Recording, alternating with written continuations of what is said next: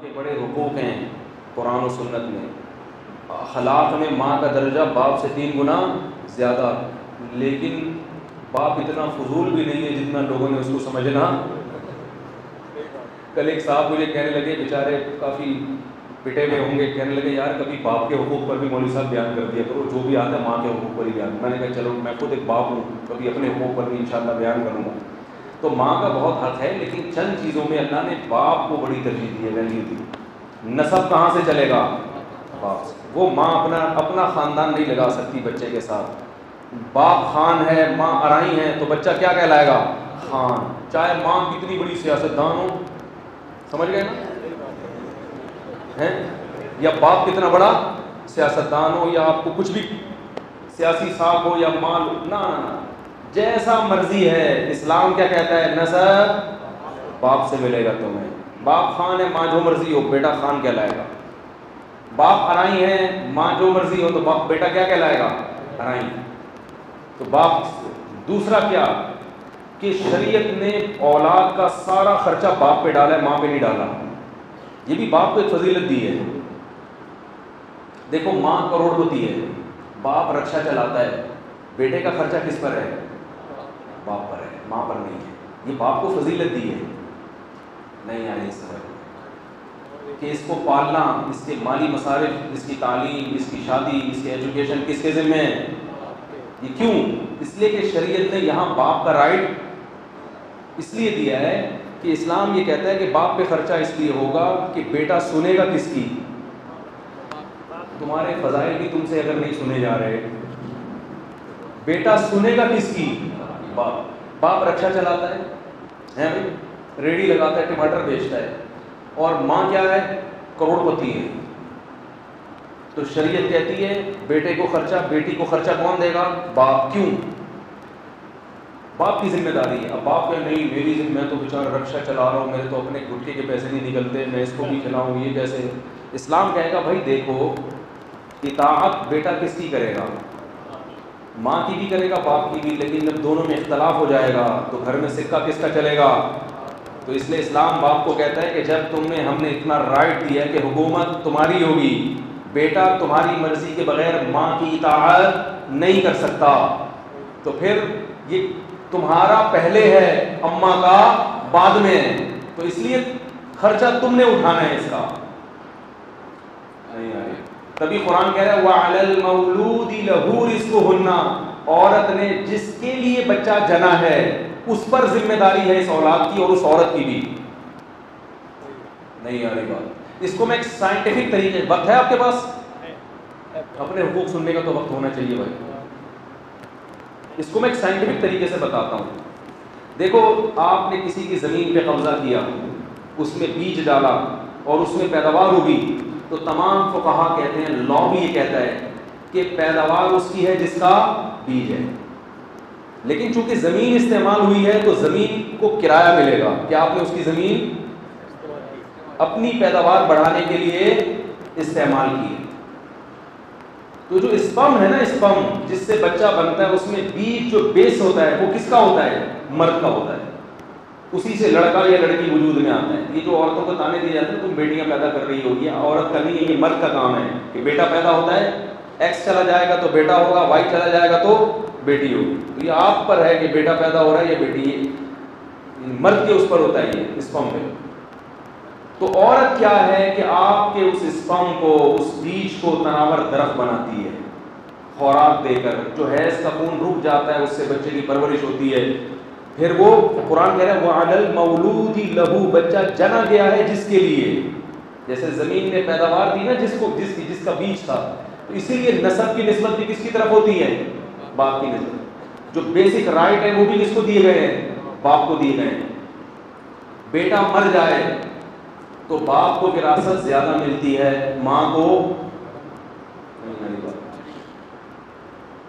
بھائی کوئی وارث نہیں ہے نا، تو ماں کو 1/3 ملے گا اور 2/3 کس کو ملے گا؟ یہاں شریعت کس کو ترجیح دے رہی ہے؟ 2 حصے باپ کو ملیں گے، 1 حصہ ماں کو ملے گا.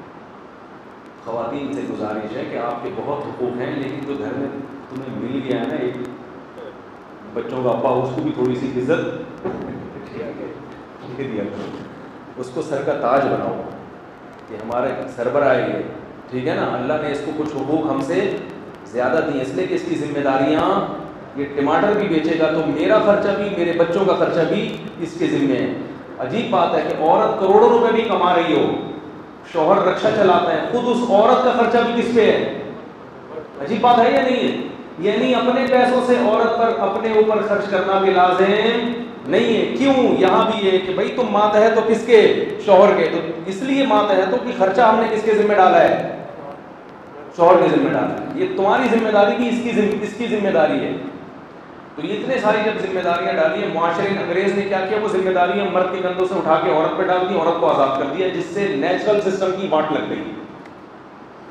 انگریز نے کہا مرد سے ذمہ داریاں ہٹاؤ, عورت جاب کر رہی ہے تو وہ خود کمائے گی, بچوں کو بھی آدھا بیوی خرچہ آدھا میاں.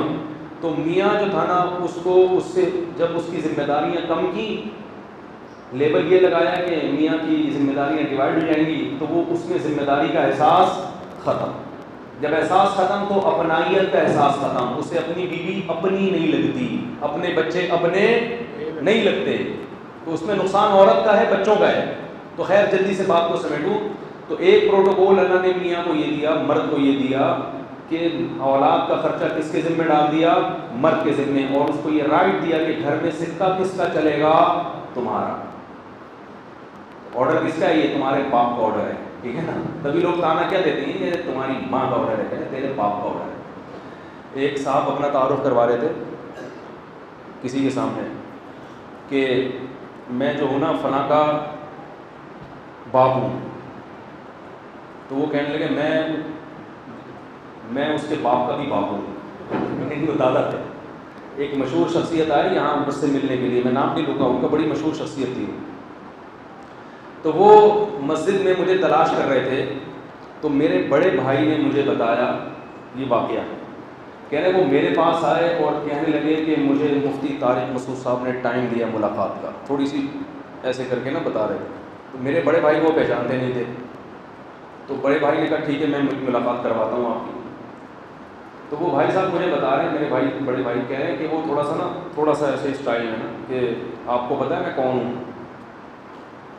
تو انہوں نے کہا مجھے تو نہیں پتا. کہا کہ میں فلاں جو مشہور شخصیت ہے اس کا بڑا بھائی ہوں. تو میرے بھائی نے کہا آپ کو پتہ ہے میں کون ہوں؟ میرے پتہ نہیں, کہہ رہے ہیں مفتی طارق مسعود صاحب کا بڑا بھائی ہوں جس سے آپ ملتے ہیں. تو کہتے ہیں میں فلاں کے باپ کا بھی کیا ہوں؟ باپ ہوں.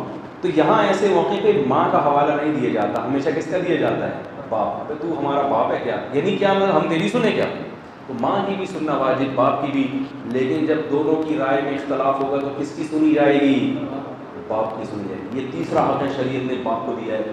چوتھا حق شریعت نے باپ کو کیا دیا کہ باپ اپنی بیٹی کا ایک جگہ رشتہ کرا دیتا ہے, ماں اس کے خلاف کراتی ہے, تو شریعت کس کے نکاح کو مانتی ہے؟